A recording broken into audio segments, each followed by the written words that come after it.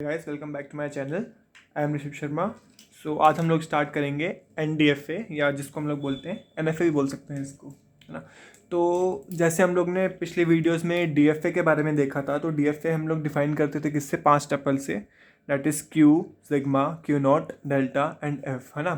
तो ये क्या होते थे कि क्यू हमारा क्या होता था, जो हमारा सेट ऑफ फाइनाइट स्टेट्स हैं उसको हम लोग क्यू बोलते थे, है ना। और सिग्मा क्या होता था, अल्फ़ाबेट्स जो हमें गिवन होंगे वो हमारा सिग्मा से डोनेट होते हैं, डिनोट होते हैं।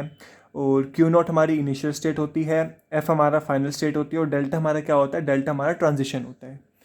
तो अब ये सब मैंने जो है पिछले वीडियोस में डिस्कस कर लिया था, तो इन पे मैं ज़्यादा ब्रीफ में नहीं जाऊँगा। तो अब बात करते हैं कि एनडीएफए मतलब नॉन डिटर्मिनिस्टिक फाइनाइट ऑटोमेटा, या फिर जिसको हम एनएफए भी बोलते हैं, वो एक्चुअली में नॉन डिटर्मिनिस्टिक क्यों है, क्या रीज़न है इसको नॉन डिटर्मिनिस्टिक बुलाने का, है ना। तो अब देखो, अगर सपोज करो कि मैंने क्या किया, मैंने कोई एक स्टेट ले ली क्यू नॉट, ठीक है, और मैंने इसमें अप्लाई कर दिया ज़ीरो। ज़ीरो अप्लाई करने पे अगर ये मेरे को एक स्टेट देता है क्यू वन, अगर ये फिक्स्ड है कि ज़ीरो अप्लाई करने पे ये क्यू वन पे ही जाएगा, तो ये तो मेरा क्या हो गया, डीएफए हो गया, है ना। अब अगर बात आती है कि ज़ीरो अप्लाई करने पे ये Q2 पे भी जा सकता है, Q1 पे भी जा सकता है, Q3 पे भी जा सकता है ना, और जो है हमारा नल स्टेट पे भी जा सकता है ना, नल स्टेट पे भी जा सकता है, और Q4 पे भी जा सकता है, ठीक है, या फिर इसमें सेल्फ लूप भी लग सकता है ज़ीरो अप्लाई करने पे। तो अगर इस तरीके से कुछ हमारे पास बनता है तो उसको हम लोग क्या बोलते हैं, नॉन डिटर्मिनिस्टिक फाइनाइट ऑटोमेटा। मतलब इसमें फिक्स नहीं है कि कोई भी स्ट्रिंग अप्लाई करने पे ये कौन से स्टेट पे जाएगा, ये फिक्स नहीं होता। मतलब एक पर्टिकुलर कोई स्टेट नहीं होती, कई सारी स्टेट्स भी हो सकती है, नल स्टेट भी हो सकती है, सेल्फ लूप भी लग सकता है, किसी दूसरी स्टेट्स पे भी जा सकता है।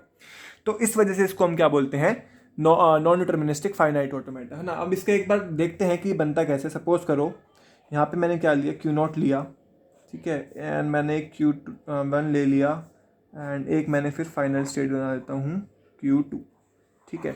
अब देखो, अब क्या किया मैंने, यहाँ पे मैंने लूप लगाया ज़ीरो का, यहाँ पे मैंने ज़ीरो, ठीक है, यहाँ पे लूप लगाया वन का, यहाँ पे वन, और यहाँ पे लूप लगेगा किसका, किसी का भी लगा दो, वन का ही लगा दिया, चलो ठीक है।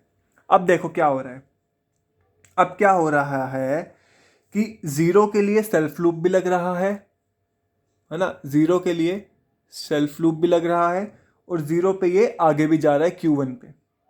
देख रहे हो, क्यू नोट जो है ज़ीरो पे सेल्फ लूप भी लग रहा है और ज़ीरो के लिए आगे भी जा रहा है, और क्यू वन जो है वन के लिए सेल्फ लूप भी लग रहा है, वन पे आगे भी जा रहा है ना, और क्यू टू का तो अभी यही है ना। तो अब देखो डीएफए में हमें क्या होता था, डीएफए में हमें जो भी स्ट्रिंग गिवन होती है, सपोज करो हमें स्ट्रिंग गिवन होती है ज़ीरो और वन, तो हम हर एक स्टेट पे ज़ीरो और वन दोनों की पोजीशन डिफाइन करते कि मतलब अगर ज़ीरो दिया तो कहाँ जाएगा, वन दिया तो कहाँ जाएगा, समझ रहे हो। अब इसमें देखो एनडीएफए में क्या हुआ, हमने क्या किया, ज़ीरो दिया, बट वन तो हमने यहाँ पे दिया ही नहीं कहीं पे भी, तो अब वन कहाँ जाएगा, इसका मतलब क्या हुआ, इसमें जो वन था वो नल स्टेट में जाएगा। कहाँ जाएगा, नल स्टेट में, मतलब ब्लैंक, समझ रहे हो। इसके बाद ऐसे ही सेम केस में यहाँ पे ज़ीरो कहाँ जा रहा है, नल स्टेट में जा रहा है ना। तो इस तरीके का अगर कोई भी हमारे पास एक ट्रांजिशन डायग्राम बनता है तो उसको हम लोग क्या बोलते हैं, एनडीएफए डायग्राम बोलते हैं उसको हम लोग। तो अब बात आती है कि एनएफ हम लोग यूज़ क्यों करते हैं, कहाँ करते हैं, है ना। तो एक टर्म होती है रेगुलर एक्सप्रेशन, रेगुलर एक्सप्रेशन अभी आगे पढ़ेंगे, है ना। तो अभी क्या होता है कि रेगुलर एक्सप्रेशन को डिज़ाइन करने के लिए या फिर डिसाइड करने के लिए कि उस एक्सप्रेशन में जो कि लैंग्वेज एक्सेप्ट होगी या नहीं होगी, तो ये हम लोग एनएफए से भी कर सकते हैं वैसे, और डीएफए से भी कर सकते हैं। तो अब बात आती है, जब हम लोग डीएफए से कर सकते हैं तो हमें एनएफए पढ़ने की क्या ज़रूरत है ना।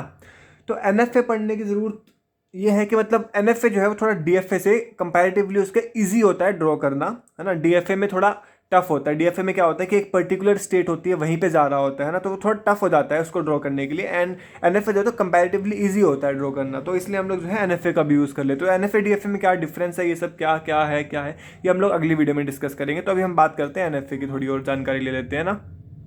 अब देखो, अब अगर बात करें कि नंबर ऑफ ट्रांजिशंस की, so number of transition that is हमारा डेल्टा, DFA के केस में क्या था, Q इंटू में sigma is equals to Q था।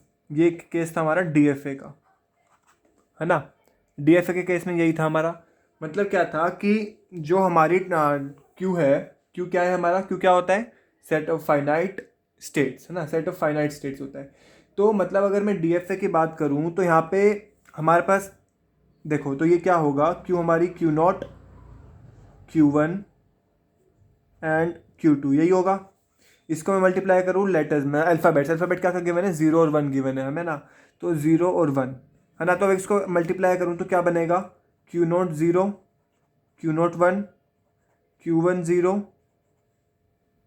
एक मिनट यार, आप लोग को दिख नहीं रहा होगा ना, तो मैं ऐसे लिख लेता हूँ।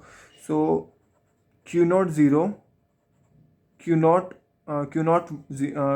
0 एंड Q0 1, सॉरी। उसके बाद आएगा Q1 0, Q1 1, उसके बाद यहाँ पे आएगा Q2 0 एंड Q2 1, है ना। अगर थोड़ा सा कॉम्प्लिकेटेड है तो आप लोग इसको ऐसे देख लीजिए, अब दिख गया होगा, है ना। तो मैं बता देता हूँ कैसे है। तो एक हमारा ये है, एक ये है, ये है, ये है, ये है एंड ये है। तो Q0 0, Q0 1, हमने क्या किया, Q0 है, इसको इससे भी मल्टीप्लाई कर दिया और इससे भी मल्टीप्लाई कर दिया।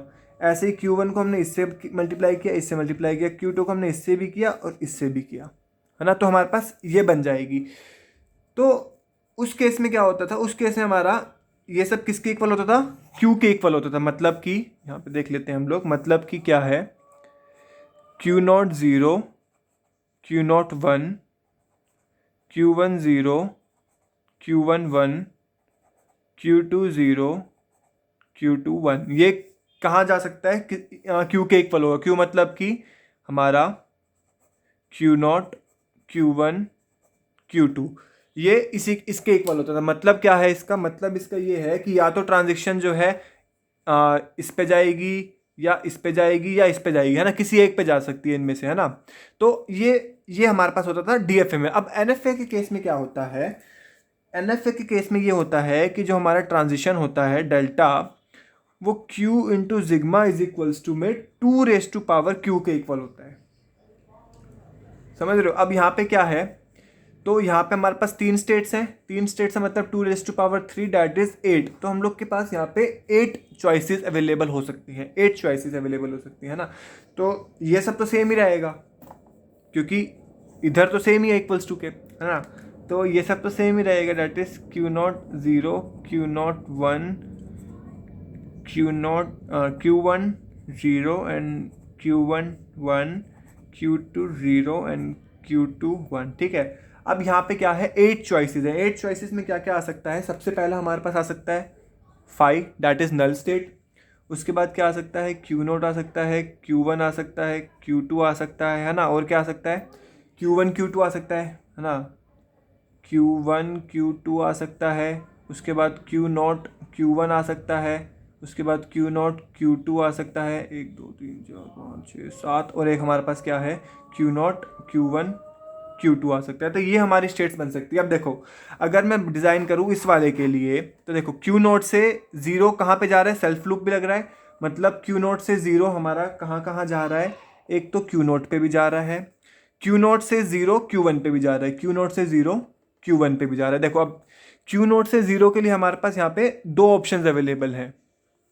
तो ये डिटरमाइन नहीं है ना कि कौन स्टेट Q0 पे जाएगी या Q1 पे रहेगी, तो ये इसलिए नॉन डिटर्मिनिस्टिक। अब देखो 1 की बात करते हैं, अगर Q0 पे 1, Q0 पे 1 कहीं है ही नहीं कहीं 1, मतलब कि ये जा रहा है नल स्टेट पे, है ना। अब Q1 पे 0 कहाँ जा रहा है, Q1 पे 0 कहाँ जा रहा है, कहीं है ही नहीं, मतलब ये जा रहा है नल स्टेट पे। अब Q1 पे 1 कहाँ जा रहा है, खुद पे भी जा रहा है, मतलब Q1 पे भी जा रहा है, Q1 पे 1 Q1 पे भी जा रहा है और Q2 पे भी जा रहा है और Q2 पे भी जा रहा है ना। तो ऐसे इसमें क्या है कि नॉन डिटर्मिनिस्टिक है, हम कुछ डिटरमाइन नहीं कर सकते। सो गाइस, ये कुछ था हमारा नॉन डिटर्मिनिस्टिक फाइनाइट ऑटोमेटा होता क्या है एंड इसकी कुछ बेसिक डेफिनेशन जो हमने अभी देखी। सो नेक्स्ट वीडियो में हम लोग देखेंगे कि नॉन डिटर्मिनिस्टिक फाइनाइट ऑटोमेटा और डिटर्मिनिस्टिक फाइनाइट ऑटोमेटा में क्या डिफरेंस है ना। सो अगर गाइस आपको अच्छा लगा हो तो प्लीज़ मेरे को कमेंट करके ज़रूर बताना। एंड अगर आपको इसके नोट्स वगैरह चाहिए तो नीचे आपको डिस्क्रिप्शन बॉक्स में मेरा मेल मिल जाएगा, वहाँ पे आप लोग मेरे को पिंग कर सकते हैं। So thank you.